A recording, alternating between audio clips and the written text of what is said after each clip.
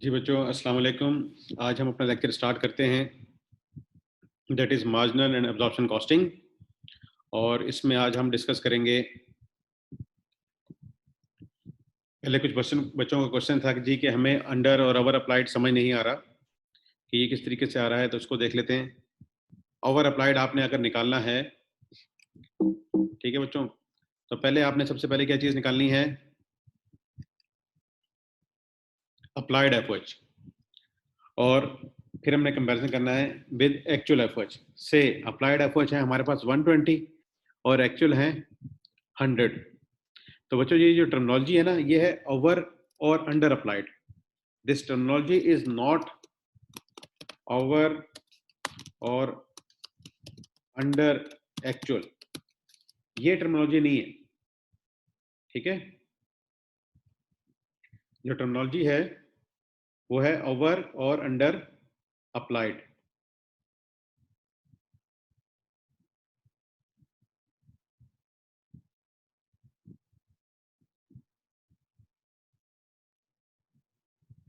Rather than over और under actual, ये terminology नहीं है। टर्मिनोलॉजी क्या है, ओवर और अंडर अप्लाइड, ठीक है। हम इसको ओवर और अंडर अप्लाइड के तौर पे यूज करेंगे, ठीक है। तो हमें देखना है कि अप्लाइड ज्यादा है या अप्लाइड कम है। अब आपके सामने ये केस है, इसमें अप्लाइड है 120, एक्चुअल है 100, तो अप्लाइड ज्यादा है या कम?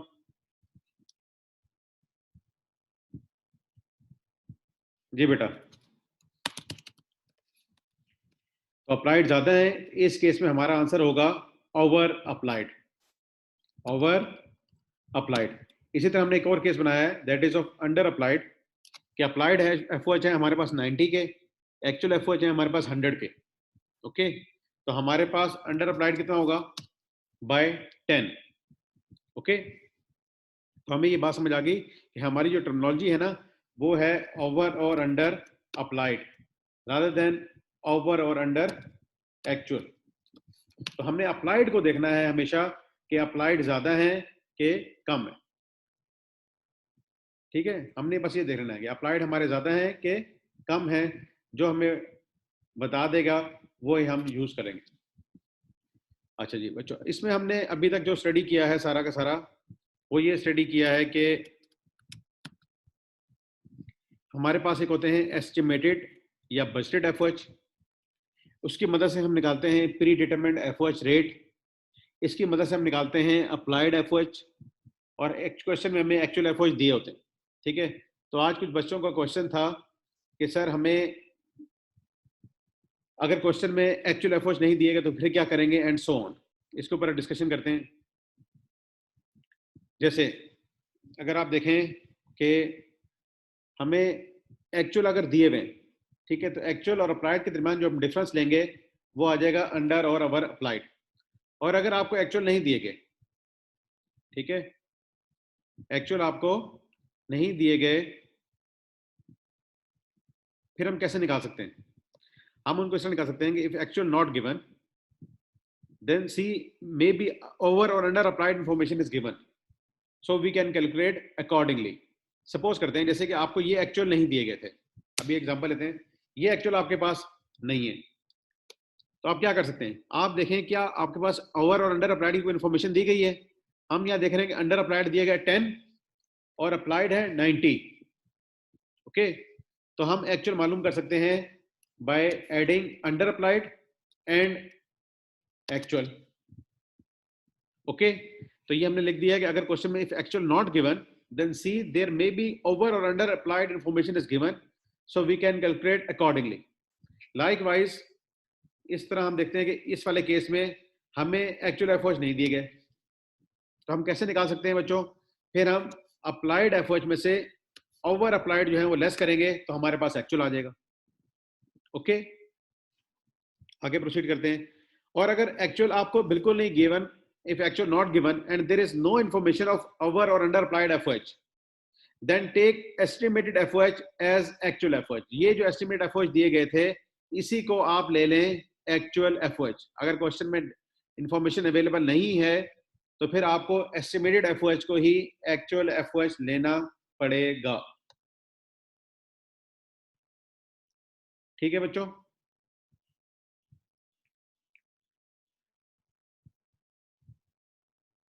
ओके, तो ये हमारा डिस्कशन था अप्लाइड एफओएच से मुतालिक। आज बच्चों हमने एक और चीज आगे जाके पढ़नी है, that is called super variable costing और थ्रूपुट अकाउंटिंग। इससे पहले हम जो चीजें पढ़ चुके हैं वो हमने क्या पढ़ी थी? एब्जॉर्प्शन कॉस्टिंग, और उसके बाद हमने पढ़ा था मार्जिनल कॉस्टिंग। ठीक है बच्चों?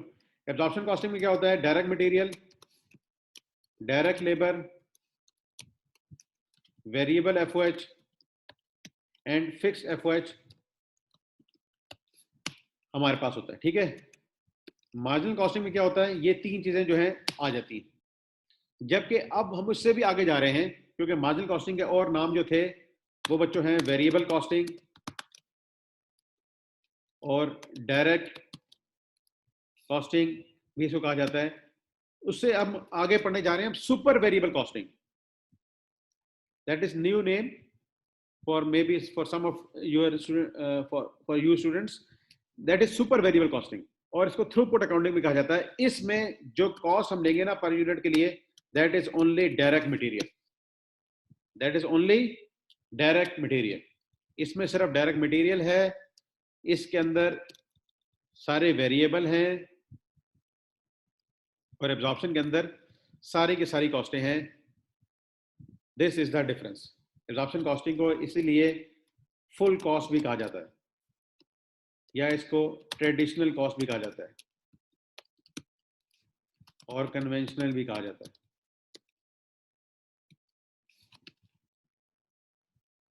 ठीक है बच्चों? तो हमारे पास आज एक नई टर्मिनोलॉजी आ गई है, that is super variable costing और थ्रूपुट अकाउंटिंग। ये सिर्फ लेगी डायरेक्ट मटेरियल को। ओके, तो इनफैक्ट क्या हो रहा होता है,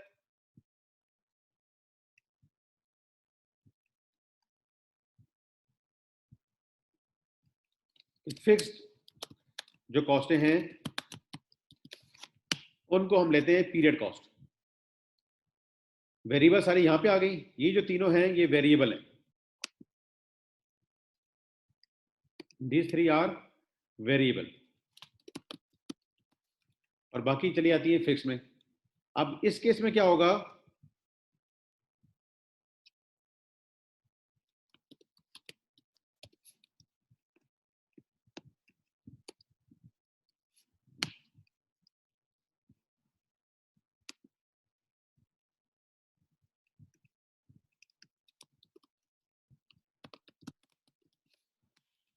इस केस में जो सुपर वेरिएबल कॉस्टिंग है बच्चों, इसके अंदर direct labour and variable FOH and fixed FOH, ये सारी की सारी जो चीजें हैं ये सारी की सारी आपकी कहलाएंगी पीरियड कॉस्ट। ये जो सुपर वेरिएबल कॉस्टिंग के एडवोकेट्स हैं वो ये कहते हैं डायरेक्ट लेबर जो है ना, ये भी आपकी पर आवर या पर यूनिट पे नहीं होती, ये भी यूजुअली पर मंथ ही पे होती है।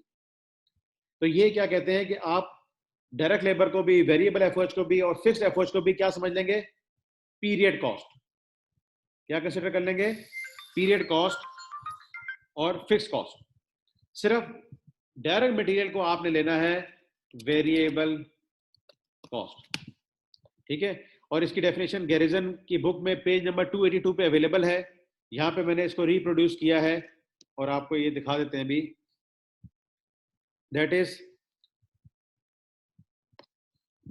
a costing method that treats all direct labor cost and factory overhead as fixed period cost and treat only direct material cost as variable production cost। तो बच्चों ये तीन कॉस्टिंग मेथड्स में difference है जो कि मैंने आपको एक्सप्लेन किया है।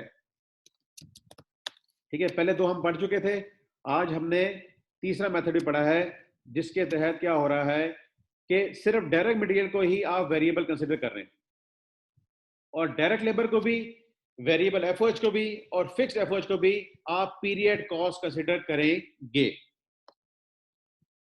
ओके,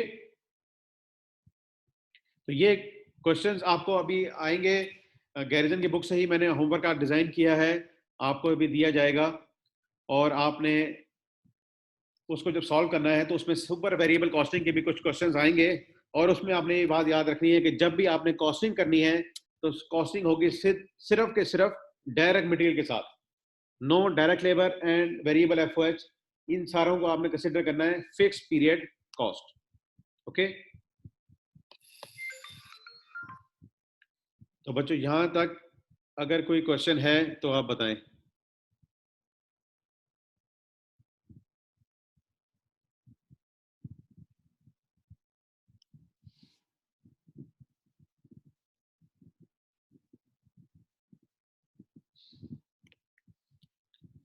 जी बच्चों, तो हम ये बात दोबारा करते चलें जो आज हमने पॉइंट अंडरस्टैंड किया है कि हमें क्या क्या चीजें दी होती हैं। एस्टिमेटेड और बजटेड एफर्ट्स क्या होते हैं? एस्टिमेटेड एफर्ट्स या बजटेड एफर्ट्स होते हैं कि जो आइंदा आने वाला फोर्थ कमिंग पीरियड है उसके अंदर हमारे एस्टिमेटेड एफर्ट्स क्या होंगे, and this depends on estimated base. और कल हमने बेस के ऊपर बातें कर ली थी, it may be machine hours, it may be labour hours, it may be direct material cost, it may be direct labor cost, ठीक है, it may be prime cost and it may be units produced। तो ये बेटा उसके ऊपर ये हमारे depend करेगी। एस्टिमेटेड बजटेड एफओएच जो है हमारी फोर्थ कमिंग पीरियड में क्या एस्टिमेट करेंगे हम एफओएच को, और इसको हम बेस करेंगे विद सर्टेन बेस कि हम इतने मशीन आवर्स चलाएंगे, इतने लेबर आवर्स चलाएंगे, इतने direct material cost, direct labour cost, prime cost, unit produce and so on. इसकी मदद से हम निकालते हैं प्री डिटरमिन्ड एफओएच रेट, वो निकालना आप सीख चुके हैं। उसके बाद फिर हम निकालेंगे अप्लाइड एफओएच।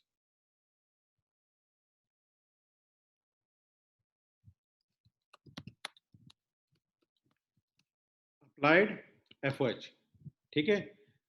अप्लाइड एफओएच किस तरह आते हैं बच्चों? This is arrived at pre determined,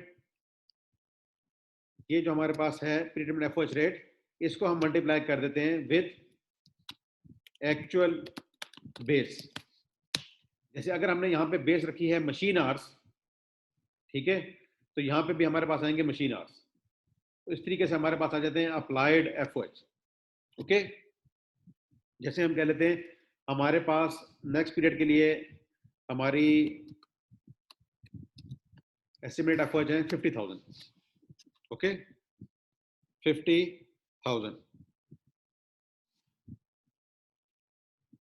और हम कहते हैं जी हमारी बेस है 5,000 मशीन आवर्स। हमारा आंसर क्या बन जाएगा pre determined FOH rate? That is $10 पर मशीन आवर।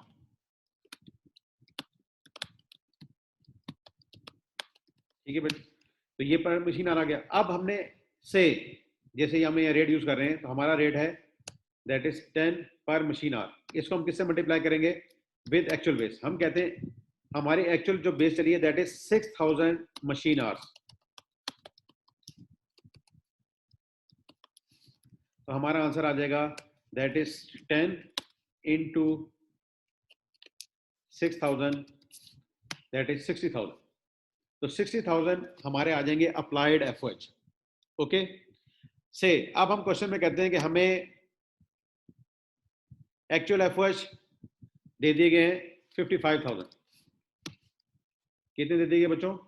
55,000। तो ये हमारे पास ओवर अप्लाइड आएगा कि अंडर अप्लाइड?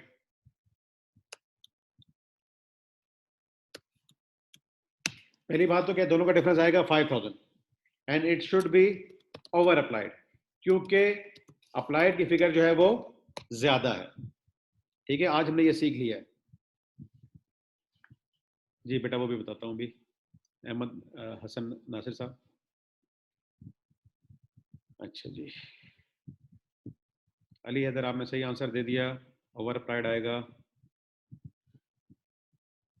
जी बेटा 5,000 एस्टिमेटेड मशीन आवर्स थे हमारे पास, ये जो 5,000 है ये एस्टिमेटेड मशीन आवर्स है। ठीक है, यानी कि जो हमारे एस्टिमेटेड बजट एफओएच है, इसके साथ हमें एक लिखनी पड़ती है एस्टिमेटेड बेस, कोई ना कोई आपने बेस डिसाइन करनी है, और हमने यहाँ पे कर ली है मशीन आर्स, ठीक है, कोई हमने एक बेस डिजाइन करनी होती है, ओके, कोई भी बेस, ये हमने बातें लिखी है यहाँ पे, किसी को भी एक बेस ले लेंगे, और फिर एक्चुअल बेस के साथ हम उसको मल्टीप्लाई करके ओवर और अंडर अप्लाइड निकालेंगे। This is over applied, this is applied FOH and this is actual FOH. तो दोनों के दिमाग डिफरेंस निकाला तो हमारे पास आ गया ओवर और अंडर अप्लाइड। ये बात यहां तक क्लियर हो गई।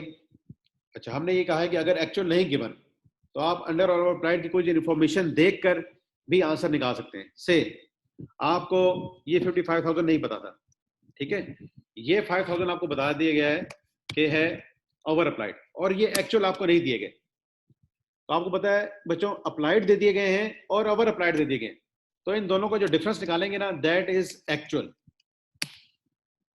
ये बात हमने लिखी थी, if actual not given then see there may be over और under applied information is given, we can calculate accordingly. If actual not given and there is no information of over or under applied FOH, then take estimate FOH as actual FOH। Suppose करते हैं कि ये आपको नहीं दिए गए थे, ठीक है, और आपको अंडर और ओवर अप्लाइड का भी कोई इंफॉर्मेशन नहीं दी गई, हम ये कह रहे हैं ना, if actual not given and there is no information of over और under applied FOH, then take, हम यहाँ पे जो एक्चुअल है ना वो यही एस्टिमेटेड को ले लेंगे जो 50,000 हमारे पास था, ठीक है। तो फिर हमारे पास ओवर अप्लाइड कितना निकल आएगा बच्चों, 10,000। ये बात हमने स्टडी कर ली। अच्छा बच्चों, अब हम ये स्टडी करेंगे कि अगर अंडर अप्लाइड दिया हो तो इसका ट्रीटमेंट क्या होता है। इसका ट्रीटमेंट बच्चों कॉस्ट के साथ ही होता है कि कॉस्ट में जाके हमने इसको ऐड करना है, और अगर प्रॉफिट दिया हुआ है तो प्रॉफिट से लेस करना है। इसी तरह अगर ओवर अप्लाइड दिया गया है तो कॉस्ट से लेस करना है और प्रॉफिट में ऐड करना है, ठीक है। ये भी कुछ क्वेश्चन आ रहा था बच्चों का, ये हमने एड्रेस कर लिया। ये आप बात ध्यान में रख लें कि अंडर अप्लाइड था तो उसका मतलब है कॉस्ट हमारी कम है, तो हमने कॉस्ट को बढ़ाना है या प्रॉफिट को कम करना है, ये दोनों में से एक बातें करनी है, ठीक है। ये और है, ठीक है, और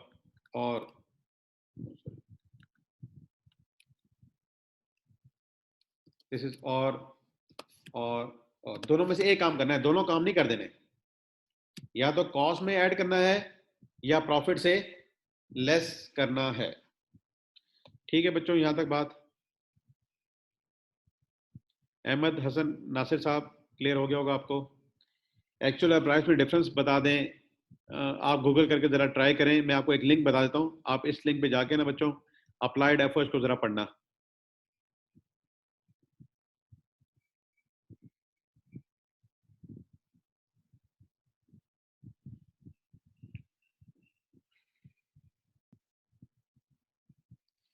ये एक लिंक है जो, चलो मैं गूगल ड्राइव पे भी प्लेस कर दूंगा, courses.lum e-learning, ठीक है। इस पे जाके एक्चुअल और ओवर अप्लाइड को, अप्लाइड एफर्ट्स को आप स्टडी कर सकते हैं कि ये क्या होते हैं क्या नहीं होते। तो इसलिए रादर हम इस पे ज़्यादा टाइम लें क्योंकि ये एक आध क्वेश्चन है किसी बच्चे का, तो बाकी देखते हैं क्या है अंडर अप्लाइड। जी बेटा हम कर चुके हैं, हम जस्ट रिवाइज कर रहे हैं क्योंकि कुछ बच्चों के क्वेश्चन थे इस चैप्टर में। जी एक्चुअल बेस गिवन होगी बच्चों, अगर एक्चुअल बेस भी गिवन नहीं है तो फिर हम एक्चुअल की जगह एस्टिमेट एफर्ट्स को ही एक्चुअल कंसीडर करेंगे।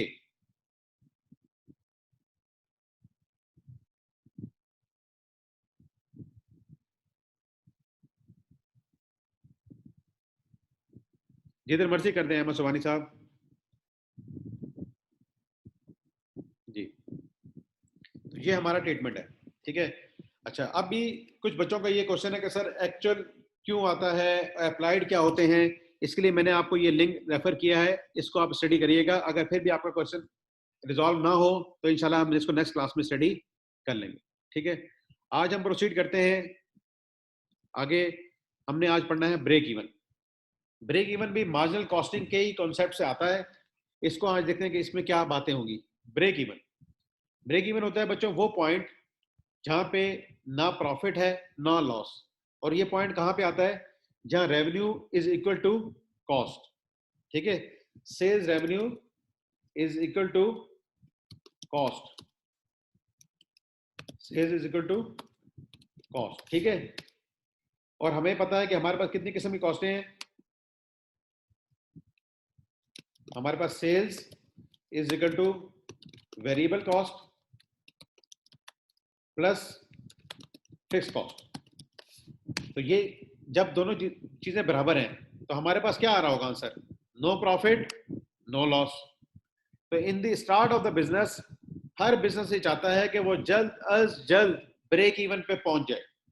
इन the start of the business everyone wants to achieve break even at the earliest, क्योंकि अभी आपका बिजनेस स्टार्ट हुआ है, अभी इसके इतने सेल्स नहीं है, इतने कस्टमर्स नहीं है एंड सो ऑन।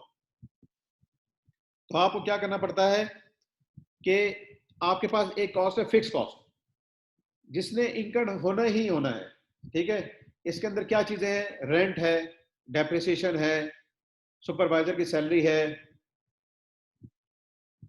ठीक है,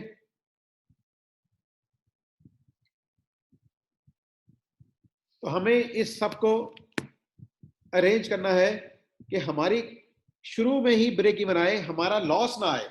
हमने तो बिजनेस कर रहे होते हैं फॉर प्रॉफिट, लेकिन हमने लॉस को भी क्या करना है, अवॉइड करना है। अब हम जाके देखेंगे कि ऐसा कैसे होता है कि हमारे पास लॉस ना आए। ठीक है, अच्छा बच्चों, आपने अभी जब इनकम स्टेटमेंट बनाना सीखी थी मार्जिनल कॉस्टिंग में, तो हमने कहा था सेल्स, इसमें से हम लेस कर देते हैं, क्या चीज लेस करते हैं, वेरिएबल कॉस्ट। हमारे पास क्या आता था बच्चों, कंट्रीब्यूशन मार्जिन। एग्रीड, सेल्स में से हम लेस करते हैं वेरिएबल कॉस्ट, तो हमारे पास आता है कंट्रीब्यूशन मार्जिन, और इसमें से फिर हम लेस करते हैं फिक्स कॉस्ट, तो हमारे पास क्या आता है, प्रॉफिट। ओके, तो ये है हमारे पास income statement.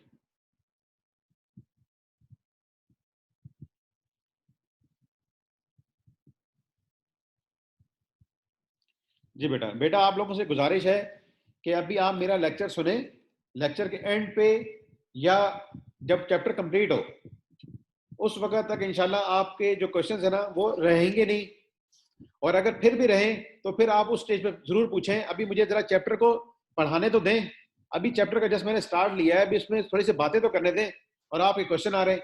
Let me complete my topic, फिर हम इसके ऊपर डिस्कशन आपके साथ कर लेते हैं।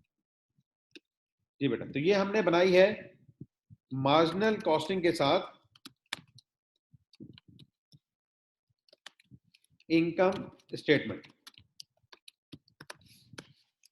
ओके, ये बनी मार्जिनल कॉस्टिंग के साथ इनकम स्टेटमेंट, और डेफिनेटली ये किसी पीरियड की होती है। सेल्स आपके पास है 100 की, वेरिएबल कॉस्ट है आपके पास 60, तो आपके पास कंट्रीब्यूशन मार्जिन कितना आ जाएगा,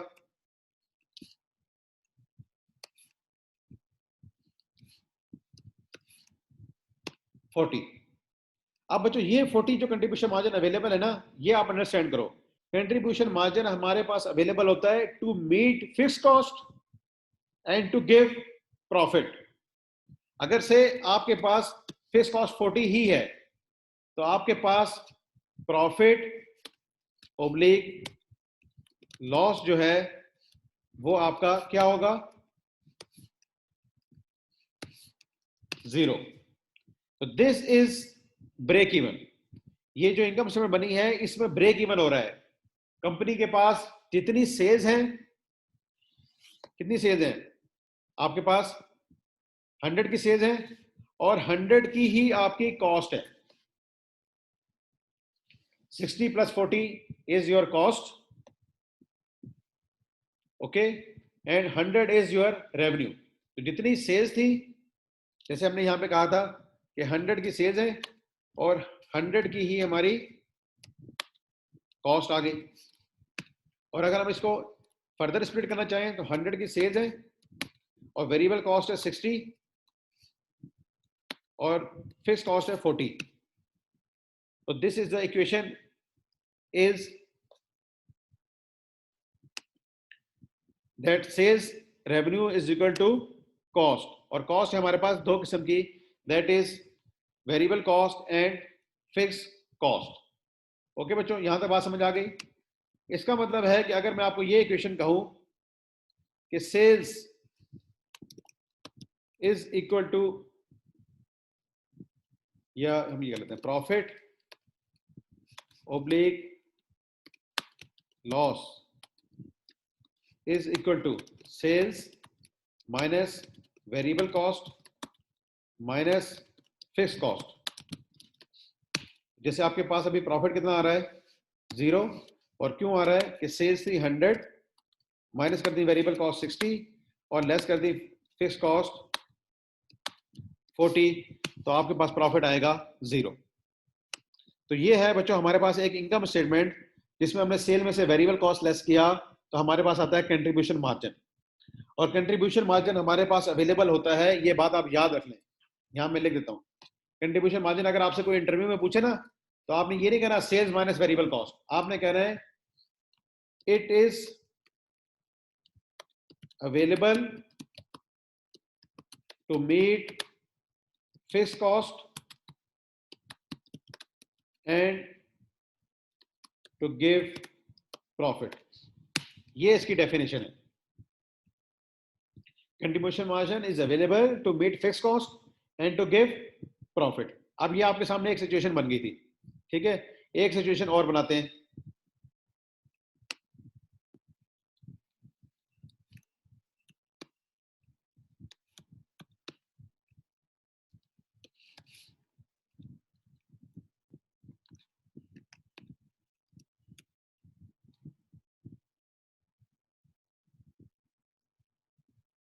यहां कर देते फिक्स कॉस्ट 30, तो आपके पास प्रॉफिट कितना आएगा 10।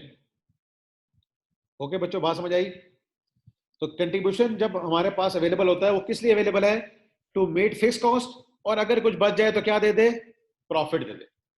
लाइकवाइज एक और केस बना लेते हैं।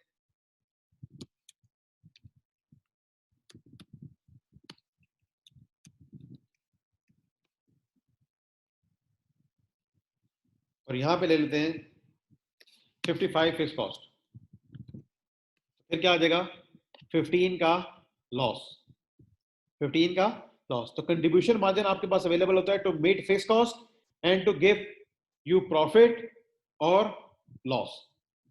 ओके, हम इस डेफिनेशन को चाहें तो और जरा प्रिसाइज कर लें। तो कंट्रीब्यूशन मार्जिन आता तो हमारे पास ऐसे ही है कि हम सेल में से वेरिएबल कॉस्ट लेस करते हैं, लेकिन ये होता क्यों है, क्या होता है, ये हमारे पास अवेलेबल होता है to meet our fix cost and to give us profit. और फिक्स कॉस्ट की एग्जांपल्स आपको पता है, इसके अंदर बच्चों है rent, depreciation, salaries and so on. यहां तक कोई क्वेश्चन बच्चों? ये थ्रूपुट का टॉपिक हम डिटेल से भी करेंगे, लेकिन आज आपके इतना ही काफी है कि हम इसको सुपर वेरिएबल कॉस्ट कहते हैं, जिसमें सिर्फ डायरेक्ट मटेरियल को ही हम वेरिएबल कॉस्ट कंसिडर करते हैं। जी बेटा, ये बात हो गई क्लियर। तो ये है हमारे पास ही मार्जिनल कॉस्टिंग के तहत इनकम स्टेटमेंट्स। हमने 3 किस्म की इनकम स्टेटमेंट्स बनाई, एक में नो प्रॉफिट नो लॉस, एक बना दी हमने प्रॉफिट वाली, और एक हमने बना दी है लॉस वाली। क्लियर हो गया? आगे चलते हैं। अब हम इसकी स्टडी करेंगे टर्मिनोलॉजीज, फिर हम स्टडी करेंगे इसके कुछ फार्मूलाज। टर्मिनोलॉजी, टर्मिनोलॉजी है भाई हमारे पास फिक्स कॉस्ट, और फिक्स कॉस्ट आपको पता है कौन कौन सी होती हैं, रेंट, डेप्रिसिएशन, सुपरवाइजर सैलरी। ठीक है, क्यों बच्चों ये फिक्स होती हैं, क्योंकि ये पर पीरियड पे होती हैं, इनका कोई रिलेशनशिप नहीं है विद प्रोडक्शन। प्रोडक्शन इंक्रीज करे या डिक्रीज करे, they will remain same, they will remain same. Okay, अच्छा जी, वेरिएबल कॉस्ट, हमने ये वेरिएबल कॉस्ट को स्टडी कर चुके हैं बच्चों। वेरिएबल कॉस्ट क्या होती है, very with production. If production increases it will also increase.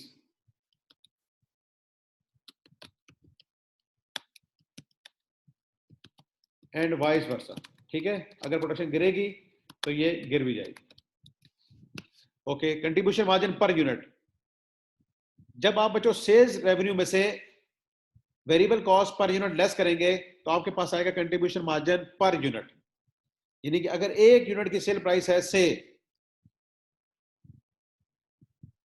100 rupees और एक यूनिट की वेरिएबल कॉस्ट है 60 रुपीज, तो ये हमारे पास आ जाएगा contribution margin per unit.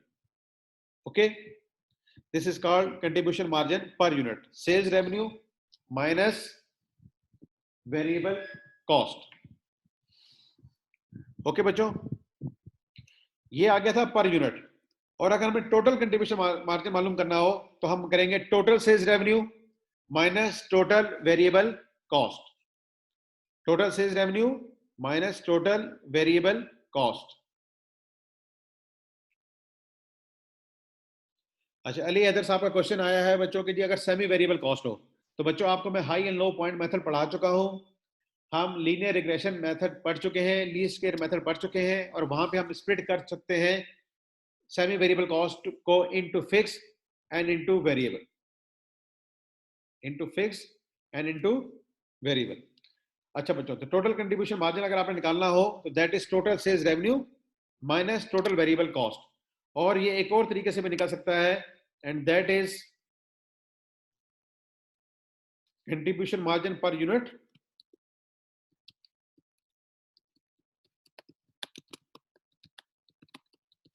Multiply by number of units sold.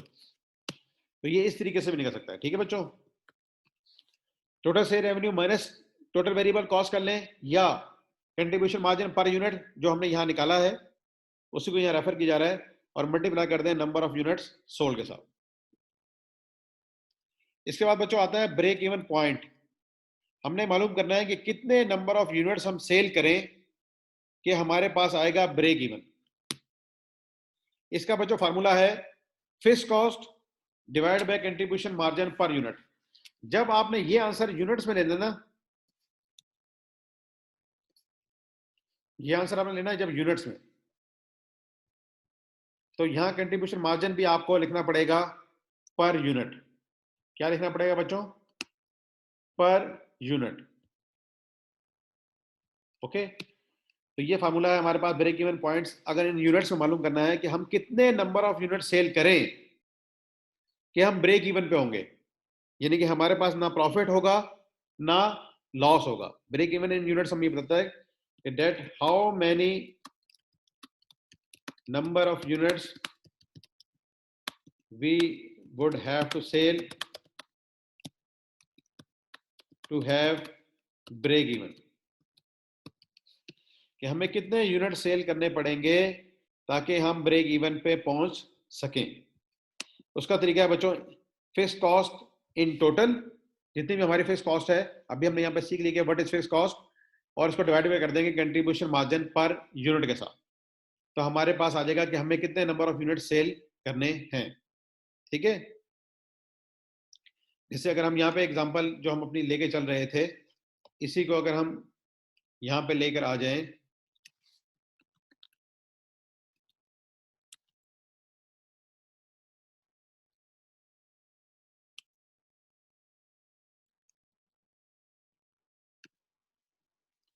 आपके सामने ये हमने एग्जांपल लेकर आए।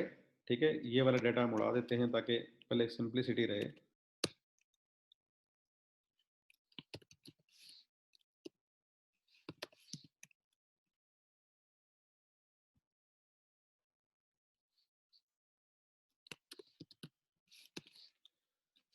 से 100 यूनिट्स है हमारे, और एक यूनिट की सेल प्राइस है 10।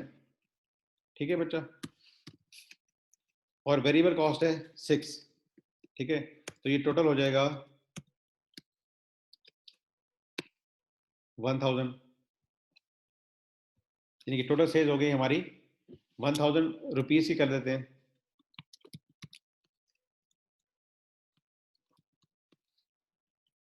इसी तरह हमारे पास आ जाएगी वेरिएबल कॉस्ट,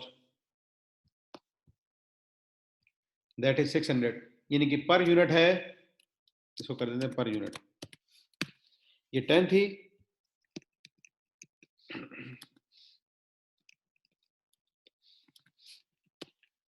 और ये 6 थी तो ये हमारे पास 600 आ गया। तो कंट्रीब्यूशन मार्जिन बच्चों हमारे पास कितना आएगा, दैट इज 1000 माइनस 600। ये आ गया टोटल कंट्रीब्यूशन मार्जिन और ये आ गया पर यूनिट कंट्रीब्यूशन मार्जिन। ठीक है, तो 100 यूनिट्स के ऊपर हमारा टोटल कंट्रीब्यूशन मार्जिन आ गया है 400। ओके, अच्छा जी बच्चों, अब इसके बाद आते हैं हम क्या करेंगे, फिक्स कॉस्ट लेस करेंगे। और फिक्स कॉस्ट बच्चों क्या होती है, इन टोटल होती है। किसमें होती है, टोटल में, ये पर यूनिट नहीं होती। और से ये है हमारे पास 300, तो हमारे पास, चलो इसको भी 400 कर देते हैं, तो हमारे पास प्रॉफिट कितना आएगा, 0। तो ये हमारे पास सिचुएशन है जिसको अभी हम यहाँ पे यूज करते हैं अपने फार्मूलाज में, कि हमें मालूम करना है ब्रेक इवन इन यूनिट्स, कि हम कितने यूनिट्स सेल करें कि हमारे पास ब्रेक इवन आ जाए। आप सपोज करते हैं, ठीक है, कि ये हमारे पास डाटा है और हमने ब्रेक इवन इन यूनिट्स मालूम करना है। इसके लिए बच्चों में ये करना पड़ेगा कि फिक्स कॉस्ट को हम ऊपर रखेंगे और कंट्रीब्यूशन मार्जिन पर यूनिट को नीचे रखेंगे। ठीक है, इसको मैं यहाँ पे सॉल्व करता हूँ भी आपके सामने।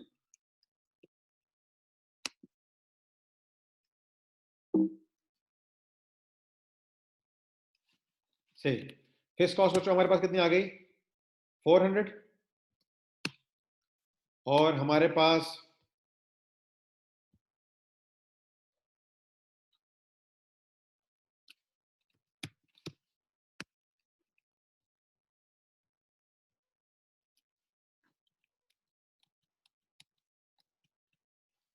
ये हमारे पास आ गई फिक्स कॉस्ट। ठीक है बच्चों, और इसको हम कर लेते हैं से कंट्रीब्यूशन मार्जिन पर यूनिट कितना है हमारा, दैट इज 4। तो जब हम 400 को 4 से डिवाइड करेंगे तो हमारे पास आंसर आ जाएगा 100 यूनिट्स। इसको हमने ले लिया, फिक्स कॉस्ट है हमारी ₹400 और कंट्रीब्यूशन मार्जिन है हमारा ₹4। ठीक है, पर यूनिट। ये 400 क्या थी, हमारी फिक्स कॉस्ट थी। फिक्स कॉस्ट इज 400 और contribution margin per unit is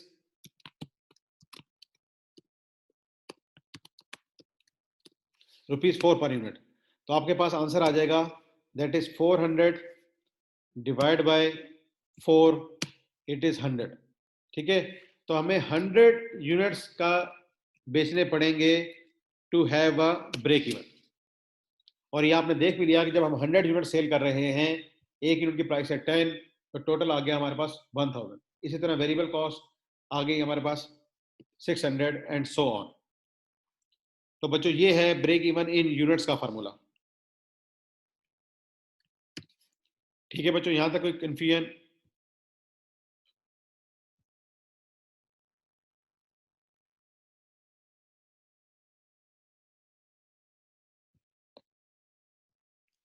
जी बेटा, अब अगर हमें कहा जाए, एक तो हमने चीज सीख ली कि what is contribution margin per unit, इस पे सारे एग्रीड हैं।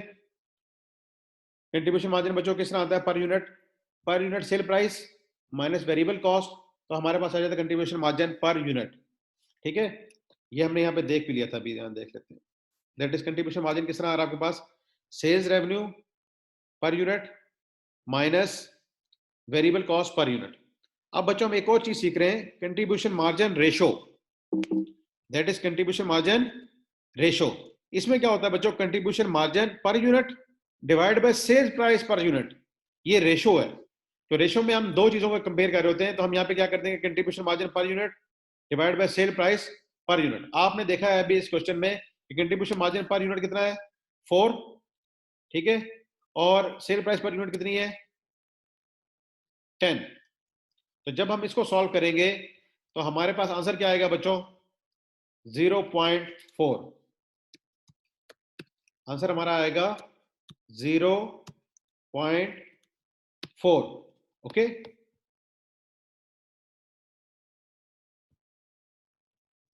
That is 0.4। और अगर हम इसको परसेंटेज में शो करना चाहेंगे तो हम इसको कह सकते हैं 40%। तो ये बच्चों एक ही बात है, 0.4 होना या 40%, दोनों एक ही बातें। ओके, तो हमने कंट्रीब्यूशन मार्जिन पर यूनिट की को डिवाइड कर दिया सेल प्राइस पर यूनिट से, तो हमारे पास आ गई कंट्रीब्यूशन मार्जिन रेशो। और बच्चों ये इस तरीके से भी निकाली जा सकती है, टोटल कंट्रीब्यूशन मार्जिन, जैसे अगर आप देखें टोटल कंट्रीब्यूशन मार्जिन आपके पास कितना था, 400 divide by total sales revenue. Total sales revenue आपके पास कितना था, 1000। तो हमारे पास इसका भी आंसर यही आएगा, 0.4 और 40%। ठीक है बच्चों, ये बात समझ आ गई। हमने निकाल लिया contribution margin ratio, per unit भी निकाला जा सकता है और टोटल के साथ भी निकाला जा सकता है। ये बच्चों कंट्रीब्यूशन मार्जिन रेशो हमें हेल्प करेगा कि यहां हमने मालूम किया था ब्रेक इवन इन यूनिट्स। क्या मालूम किया था, इन यूनिट्स। अब अगर हमें कहा जाए कि हम कितने रुपीस की या कितने डॉलर्स की सेल करें कि हम ब्रेक इवन पे होंगे, यहां पे भी हमने क्या किया था, यूनिट्स मालूम किए थे कि हम इतने यूनिट्स मालूम सेल करेंगे तो हम ब्रेक इवन पे होंगे। ये आपके सामने एग्जांपल थी अभी। ठीक है बच्चों, कि हमारे पास प्रॉफिट लॉस कितना आ रहा था, 0 आ रहा था। ये हमारे पास एक एग्जांपल थी। अब हम देखते हैं कि हम कितनी रुपीस की सेल करें, यानी कि break even point in rupees. ये आपके सामने फार्मूला लिखा हुआ आ रहा है, break even point in rupees. इसको समझने के लिए बच्चों हमारे पास फार्मूला है फिक्स्ड कॉस्ट इन टोटल, और हम डिवाइड कर देते हैं कंट्रीब्यूशन मार्जिन रेशो से। कंट्रीब्यूशन मार्जिन रेशो यानी कि जब रुपीस में आपने मालूम करना है ना, यानी कि मॉनेटरी वैल्यू में, तो आपको क्या करना पड़ेगा, डिवाइड करना पड़ेगा कंट्रीब्यूशन मार्जिन रेशो से। किससे डिवाइड करना है बच्चों, इस रेशो से। जबकि जब आपने ब्रेक इवन इन यूनिट्स मालूम करना है, ब्रेक इवन इन यूनिट्स, तो किससे डिवाइड करना है, पर यूनिट से। ठीक है बच्चों, किससे डिवाइड करना है, यूनिट्स के लिए कंट्रीब्यूशन मार्जिन पर यूनिट, और रुपीस में मालूम करने के लिए fixed cost divide by contribution margin ratio. अब हम आगे इसको यहाँ पे सॉल्व कर लेते हैं कि आप देखें आपकी फिक्स्ड कॉस्ट है ₹400 और आपका कंट्रीब्यूशन मार्जिन रेशो है बच्चों कितना, बताएं जरा जल्दी से।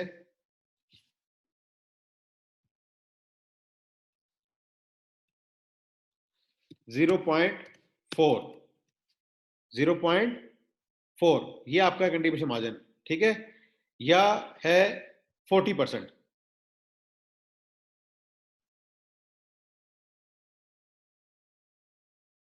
जी बेटा, इसको पीवी रेशो भी बोलते हैं। अच्छा आंसर आ रहा है सबका 0.4। ठीक है बेटा, शाबाश।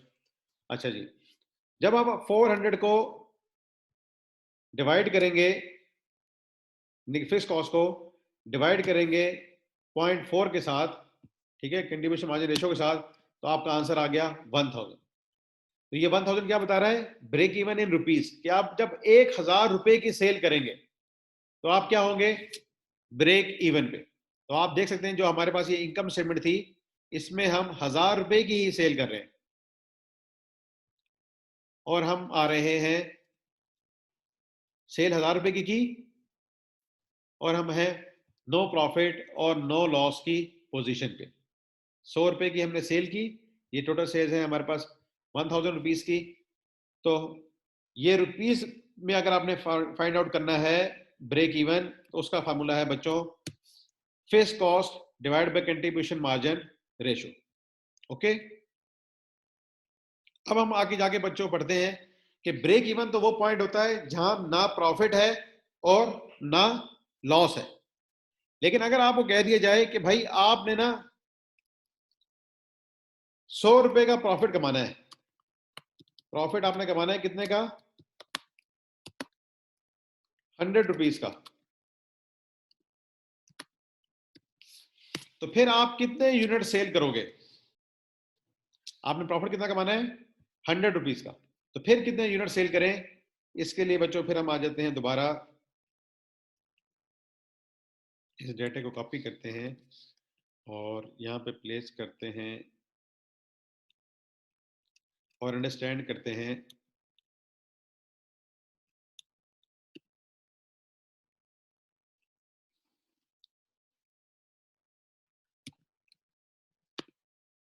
जी, क्या हमने प्रॉफिट कमाना है 100 का, हमें प्रॉफिट चाहिए कितना 100, तो हम कितने की सेल करें कि हम 100 का प्रॉफिट कमा लें।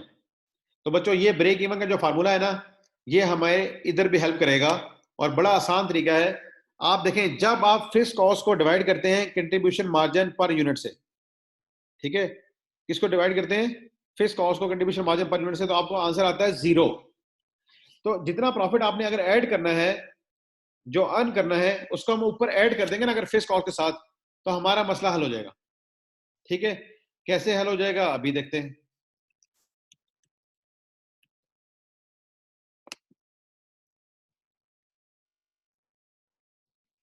देखिए आपने फिक्स कॉस्ट कितनी है आपकी 400, ये दी हुई बच्चों फिक्स कॉस्ट है 400, और इसके साथ आप अर्न करना चाह रहे हैं 100 रुपीज का प्रॉफिट भी। ओके, और डिवाइड करना पड़ेगा आपको कंट्रीब्यूशन मार्जिन पर यूनिट से, और वो कितना था 4 रुपीज। ठीक है, ₹4 पर यूनिट, ये आपका कंट्रीब्यूशन मार्जिन है। ठीक है, तो इनफैक्ट क्या क्या किया हमने, ये लिख दी फिक्स कॉस्ट 400 प्लस इसके अंदर ऐड कर दिया टारगेट प्रॉफिट ₹100 और डिवाइड कर दिया है कंट्रीब्यूशन मार्जिन पर यूनिट से। तो हमारे पास ऊपर फिगर आ जाएगी बच्चों कितनी 500, और नीचे हमारे पास फिगर आ जाएगी 4। ओके, कितनी फिगर आ जाएगी 4। तो 500 डिवाइड बाय, जब अगर आप 4 करेंगे तो क्या आंसर आएगा जी बच्चों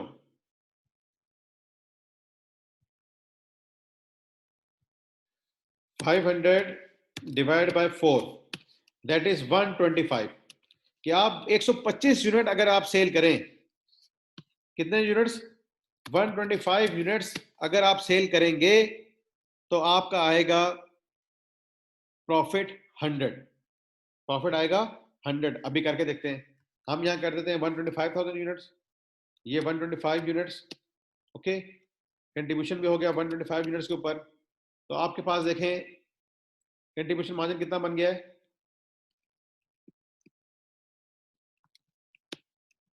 500, फिक्स कॉस्ट थी 400, तो आपके पास प्रॉफिट आ गया 100 का। तो इसने आपको बताया इसी फार्मूले ने कि आप कितने नंबर ऑफ यूनिट सेल करें अगर, तो आप टारगेट प्रॉफिट अर्न कर सकते हैं। ठीक है बच्चों, ये बात समझ आई।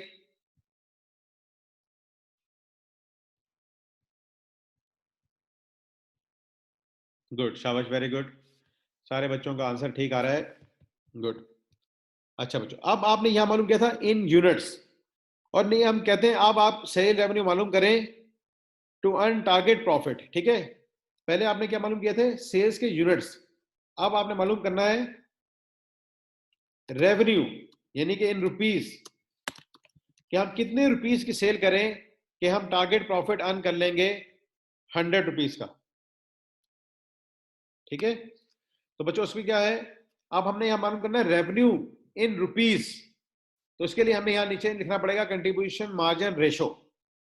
जब यूनिट से मालूम करना होता है तो कंट्रीब्यूशन मार्जिन पर यूनिट लिखना पड़ता है, और जब रुपीस में मालूम करना है तो कंट्रीब्यूशन मार्जिन रेशो लेना पड़ता है। अब इसको सॉल्व करते हैं हम जरा।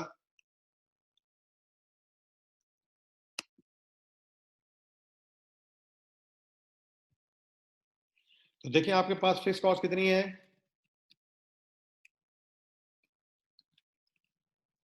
That is 400। टारगेट प्रॉफिट आप अर्न कर जाते हैं 100, और हमें नीचे क्या लिखनी पड़ेगी कंट्रीब्यूशन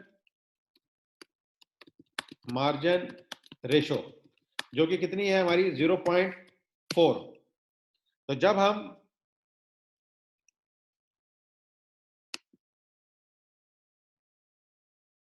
500 को डिवाइड करेंगे 0.4 के साथ, ठीक है बच्चों, तो हमारे पास आ जाएगी कि हमें कितनी रुपीस की सेल करनी पड़ेगी टू अर्न अ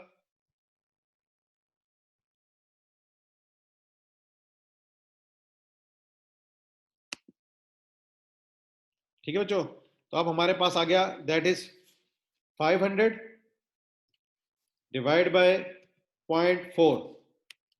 तो इससे हमें पता लगा कि हमें 1250 रुपीज की सेल करनी पड़ेगी, 1250 रुपीज की सेल करनी पड़ेगी to have a 100 profit, to have a 100 profit. और यहां पे आप देख भी रहे हैं कि अगर हम 1250 की सेल करेंगे तो हमारे पास 100 का प्रॉफिट आ रहा है।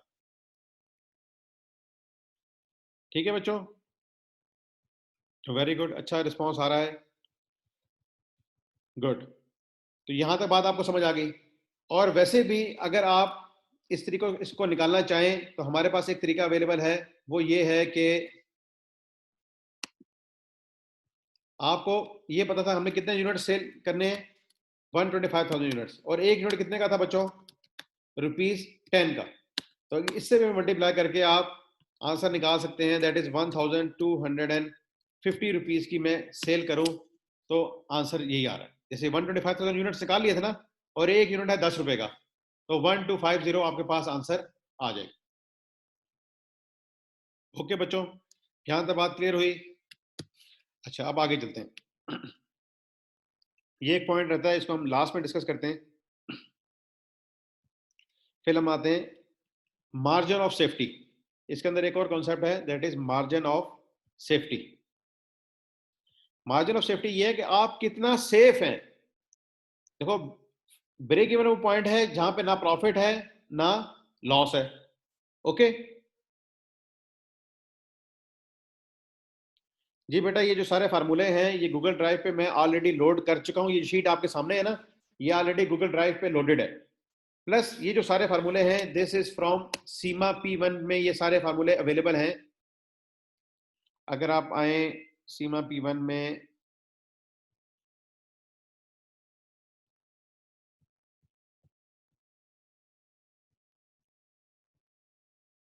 जी बेटा, ये पेज नंबर 151 है जिस पे ये सारे फार्मूलेज अवेलेबल हैं।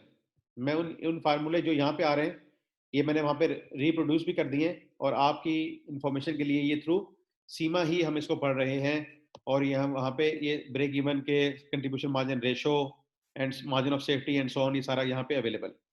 चलो वापस आते हैं और हम मार्जिन ऑफ सेफ्टी को समझते हैं। मार्जिन ऑफ सेफ्टी बच्चों ये बात है कि आप सेफ कितने हैं। देखो, ब्रेक इवन पॉइंट क्या है, no profit no loss. Okay, no profit no loss.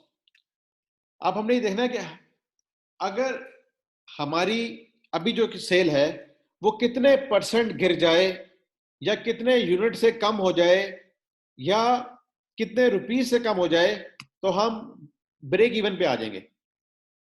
ठीक है, हमने यहाँ पे सेफ्टी मेजर करनी है। तो इसका बच्चों फार्मूला होता है budgeted sale units minus actual sales units. अगर आपने मालूम किसमें करना है, यूनिट्स में, तो ये तरीका कार है, budgeted sales units minus actual sales units. Margin of safety in rupees, अब आप किसमें मेजर कर रहे हैं, इन रुपीस। तो फिर क्या है, budgeted sales in rupees minus actual sales in rupees. और अगर आप ये मेजर करना चाहते हैं इन टर्म्स ऑफ परसेंटेज, तो बच्चों ये वाली जो फार्मूला है ना, budgeted sales units minus actual sales units, ये हमने ऊपर रख दिया और इसको डिवाइड कर दिया है बजटेड सेल्स यूनिट से। ठीक है, और इसको मल्टीप्लाई कर देंगे विद 100, तो हमारे पास आ जाएगा answer in terms of percentage. इस फार्मूले को बच्चों हम एक और तरीके से भी कर सकते हैं, दैट इज ऑफ रुपीस वाला formula. Budgeted sale in rupees minus actual sales in rupees divide by budgeted sales in rupees, और मल्टीप्लाई कर देंगे हम इसको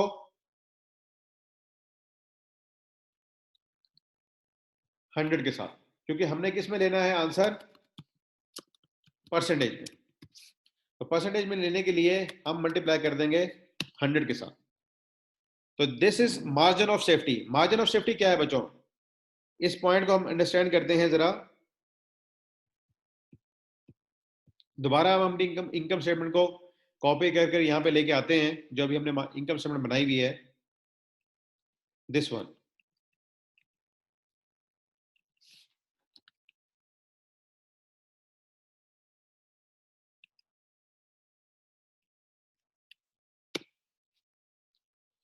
ठीक है बच्चों,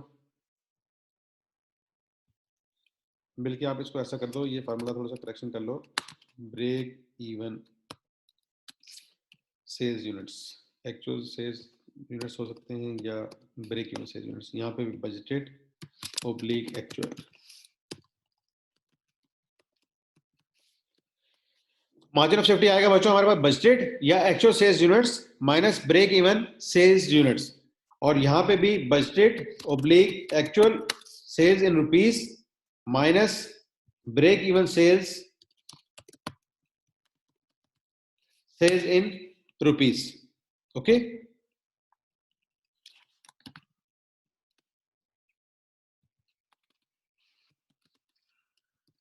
ये बच्चा अपडेट कर दूंगा मैं वहां पे, ये थोड़ी सी फार्मूला कॉपी पेस्ट करते हैं इसलिए ये गलती हो गई।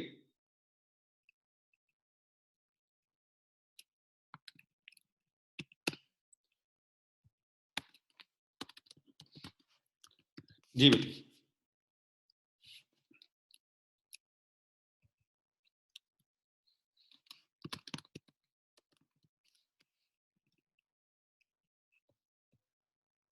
अभी हम इसकी इंटरप्रिटेशन इस फार्मूले के तहत देख लेते हैं one by one. First thing is हम देख रहे हैं margin of safety in units. ठीक है बच्चों, अभी हमारी सेल्स कितनी चल रही है 125, तो हम क्या कर दें 125 माइनस ब्रेक इवन सेल्स हमारी कितनी थी 100 यूनिट्स, तो हमारा आंसर आ जाएगा 25 कि 25 यूनिट से हम अभी सेफ हैं। 25 यूनिट से अभी हम सेफ हैं। 100 यूनिट पे ब्रेक इवन होता है, अभी हम सेल कर रहे हैं 125, it means we are safe by 25 units. ये हमारा आंसर हो जाएगा। अगर हमने मालूम करना है margin of safety in rupees, ठीक है बच्चों, किसे मालूम करना है इन रुपीस, तो हमने क्या करना है actual sales in rupees. Actual sales हमारे पास इन रुपीस कितनी है 1250, और ब्रेक इवन की सेल्स हमारी थी 1000, तो हमारे पास आंसर कितना आ गया 250। ये 250 रुपीज से हम अभी सेफ है। ठीक है बच्चों, ये थी 1250 हमारी एक्चुअल सेल्स या बजटेड सेल्स, इसमें से हमने लेस कर दी ब्रेक इवन सेल्स, तो हमारे पास आ गया margin of safety in rupees. Likewise अगर आप इसको परसेंटेज में शो करना चाहेंगे तो हमारे पास ये आंसर आ गया 25 जो हमने ऊपर निकाला हुआ है, और डिवाइड कर देंगे हम इसको एक्चुअल सेल के साथ, वो कितनी थी हमारी 125। ठीक है, और इसको हम मल्टीप्लाई करेंगे किसके साथ, that is 25 divide by 125 and multiply by 100, तो बच्चों ये आंसर हमारा आ गया 20%। कि 20% अगर हम अभी सेफ हैं, 20% हम अभी सेफ हैं। ठीक है बच्चों, और अगर हमने इसको रुपीस के साथ करना है तो रुपीस करने के लिए ये है कि हमारे पास आंसर है 250, इसको हम डिवाइड करेंगे विद 1250 और मल्टीप्लाई कर देंगे विद 100, तो इसमें भी हमारा आंसर आ जाएगा 20%। ठीक है बच्चों, ये इस तरीके से भी निकाला जा सकता है और ये इस तरीके से भी निकाला जा सकता है। तो ये है margin of safety in rupees and in units. तो बच्चों 1-2 मिनट हैं अभी हमारे पास, उसमें हम आपके जो क्वेश्चंस हैं उनको देख लेते हैं।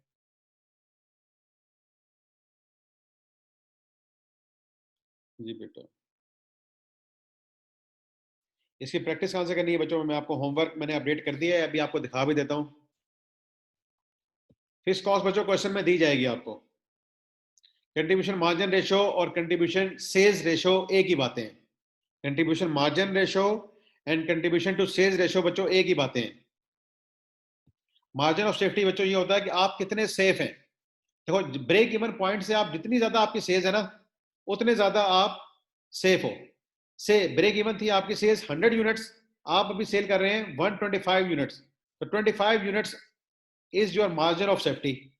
और अगर आपने मार्जिन ऑफ सेफ्टी निकालनी है इन रुपीस, तो आपकी एक्चुअल सेल्स अभी क्या है, ब्रेक इवन सेल्स क्या है, दोनों के दरमियान का डिफरेंस निकाल लें, that is margin of safety in rupees. और अगर परसेंटेज में निकालनी है तो ये तरीकेकार है।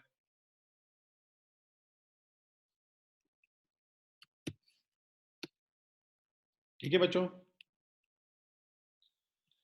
तो जो आपका होमवर्क है आज जो आपने दिया है दैट इज दिस वन। ये सारा होमवर्क है 13 मई का, सीमा P1 एग्जाम्पल पेज 166 की आपने करनी है। कोई क्विज है आपके पास, 1 to 6 क्वेश्चंस हैं, पेज नंबर 169 पे ये करने हैं। गैरिसन नोरिन से आपने एक्सरसाइज 6A1 टू लेके 6A5 करनी है, दैट इज ऑन पेज 282 से स्टार्ट हो रही है। इसके बाद हिल्टन है, हिल्टन की आपने एक्सरसाइज करनी है 813 से लेके 819 तक, प्रॉब्लम्स करनी है 821 से लेके 30 तक, केसेस भी करने हैं 831 से लेके 833 तक। और बच्चों इनके आंसर्स इसके साथ लिखे हुए हैं, जो आंसर है ना, सोल्यूशन पूरा नहीं दिया हुआ, आंसर दिया हुआ है, और ये पेज नंबर है। और आई कैप के क्वेश्चन बैंक से आपने क्वेश्चन करने हैं 4.1 to 4.9। और बच्चों ये सारा जो होमवर्क है this is of marginal and absorption costing, और इसमें बल्कि आज हमने पढ़ी है सुपर वेरिएबल कॉस्टिंग, वो भी इसके अंदर आती है। ठीक है बच्चों, तो ये आपका होमवर्क है। ब्रेक इवन से मुतालिक जो क्वेश्चंस होंगे वो मैं आपको और पोस्ट कर दूंगा, वो होमवर्क हम उसको सेपरेट कर लेंगे। ये आपको होमवर्क जो दिया गया है this is of marginal and absorption costing. ठीक है बच्चों, कुछ क्वेश्चंस देख लेता हूँ, 1-2 मिनट और ले लेता हूँ मैं।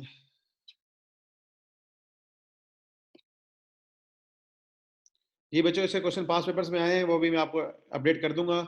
नेक्स्ट वीक का प्लान यही है कि हम एक दिन और लगाएंगे ब्रेक इवन पे, और उसके बाद इंशाल्लाह हम स्टार्ट करेंगे वेरिएंस एनालिसिस।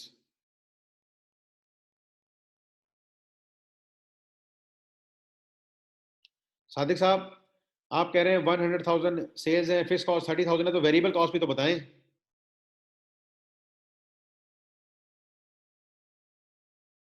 2019 के बच्चों अभी 5 पेपर्स हम करेंगे, अभी आपको जस्ट चैप्टर की नो हाउ कराई है, क्या हो गया आप लोगों को, इतने एडवांस ना चले अभी।